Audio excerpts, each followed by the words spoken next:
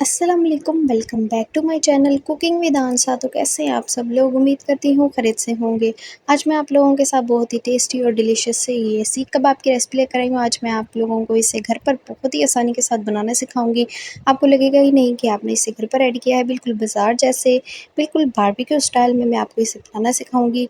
ज़बरदस्त से ये कबाब रेडी होते हैं। जैसे कि आपको ये दिखने में लग रहे हैं, बहुत ही सॉफ्ट और जूसी से ये कबाब हमारे रेडी होंगे। आप देख सकते हैं बहुत ही ज़बरदस्त से लग रहे हैं। तो चलें अब इसकी रेसिपी स्टार्ट कर लेते हैं। इन मज़ेदार से कबाब की रेसिपी को स्टार्ट करने से पहले अगर आप मेरे चैनल पर नए हैं, आपने अभी तक सब्सक्राइब नहीं किया तो जल्दी से सब्सक्राइब के बटन को भी प्रेस कर दीजिए ताकि अपनी आने वाली हर रेसिपी आप तक जल्दी से पहुँच सके। तो चलें अब इस रेसिपी को स्टार्ट कर लेते हैं। बिस्मिल्लाहिर्रहमानिर्रहीम। तो सबसे पहले यहाँ पर आपने 1 केजी जो है कीमा ले लेना है। 1 केजी आपका कीमा है। अब इसमें स्पाइसेस को ऐड कीजिए। 1 टीस्पून नमक ऐड कर दीजिए। 1 टीस्पून लाल मिर्च का पाउडर ऐड कीजिए। 1 टीस्पून गरम मसाला पाउडर ऐड कीजिए। 1 टीस्पून सूखा धनिया पाउडर ऐड कीजिए।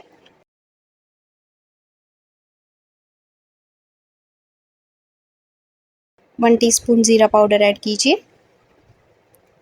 हाफ़ टी स्पून अजवाइन ऐड कर दीजिए। हाफ़ टी स्पून साबुत ज़ीरा ऐड कर दीजिए।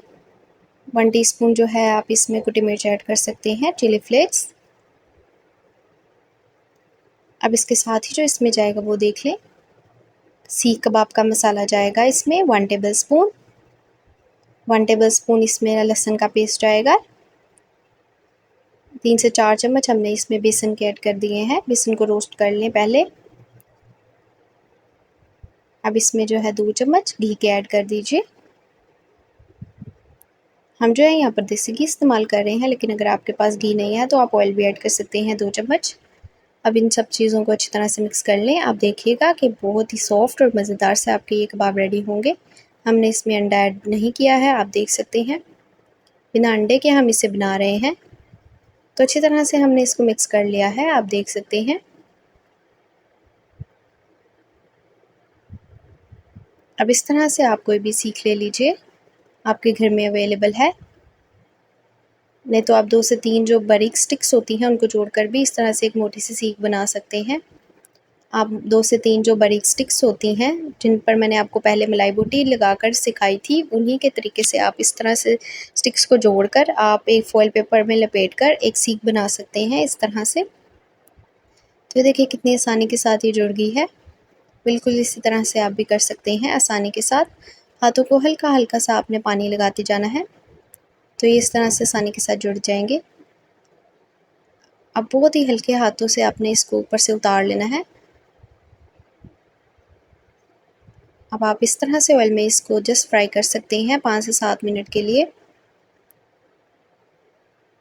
एक साइड को आपने 5 से 7 मिनट पकाना है, फिर आपने जस्ट दूसरी साइड से भी आपने इसी तरह से पका लेना है।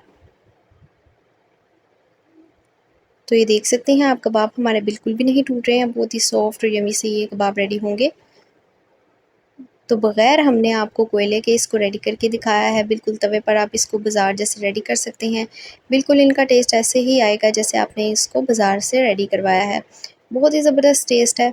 तो अब हम इसको बारबेक्यू स्टाइल देने के लिए पतीले में इस तरह से ऐड कर देंगे सबको। इसको कोयले के दम दे देंगे, इस तरह से कोयले को गर्म करके इसमें रख दीजिए और थोड़ा-सा ऑयल इसके ऊपर इस तरह से डाल दीजिए।